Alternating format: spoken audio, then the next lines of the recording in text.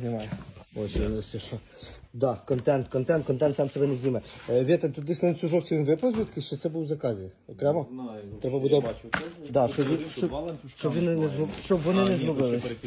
Так. Ой, сорі. Станочок, ось такий ось точило і ленточний, 2 в 1. Така цікавенька позиція. І вона не масова, але хто знає, для чого він бере, він знає.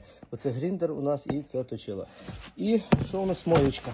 Моєчка без швидковий двигун у неї йде, акумуляторна тушечкою. До 300 бар, хто хоче портативність, у нас є відео на каналі. В минулому році ми її показували. Отакий невеличкий прихід. Сьогодні у нас вівторок, гарний буде прихід, буде гарний контент в четвер. Так що кому цікаво, там буде дуже багато новинок, там буде і новинок, і старинок, і багато позицій самої тої, що ви чекаєте. Це болгарка акумуляторна строма, якої дуже давно не було. В общем, слідкуйте, будьте з нами, підписуйтесь. Магазин Болгарка.